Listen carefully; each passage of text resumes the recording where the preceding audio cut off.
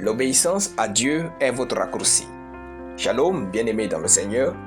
Notre méditation du jour s'intitule « L'obéissance à Dieu est votre raccourci ». Nous tirons notre texte dans 2 Rois chapitre 5, de versets 26 à 27, qui nous dit ceci. Mais Élisée lui dit, « Mon esprit n'était pas absent lorsque cet homme a quitté son char pour venir à ta rencontre. Est-ce le temps de prendre de l'argent et de prendre des vêtements, puis des oliviers, des vignes, des brebis, des bœufs, des serviteurs et des servantes? La lèpre de Naaman s'attachera à toi et à ta postérité pour toujours. » Et Géasi sortit de la présence d'Élisée avec une lèpre comme la neige. Alléluia.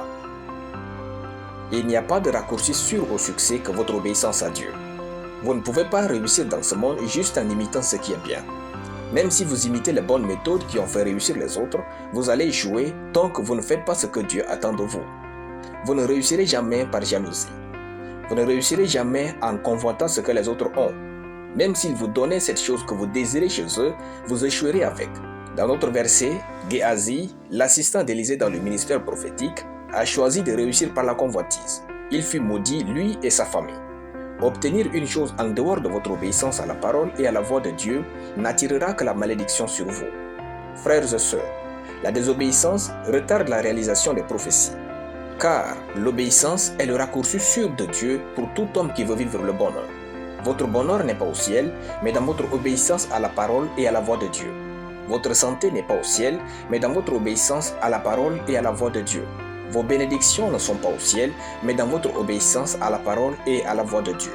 Soyez focus sur l'obéissance, et vous mangerez les meilleurs fruits du pays. C'est ce que Dieu dit dans Ésaïe chapitre 1, le verset 19. La désobéissance fait perdre des années de vie. Il suffit de voir la vie de Jonas pour vous en convaincre. Il a désobéi, mais Jonas est toujours revenu faire la même chose que Dieu lui avait dit de faire au début. Votre désobéissance n'annule pas l'instruction de Dieu à votre égard, elle vous fait perdre du temps et augmente vos problèmes.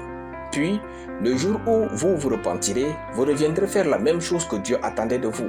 C'est pourquoi l'obéissance à Dieu et à sa parole est votre raccourci au succès. Que Dieu vous bénisse. Alléluia. Nous allons prier. Seigneur Jésus, je te rends grâce pour ta parole. Je déclare que je vis dans l'obéissance absolue à Dieu au nom de Jésus. Amen. La lecture biblique en une année, Psaume chapitre 126 à Psaume chapitre 130. Soyez bénis, c'était le pain du ciel.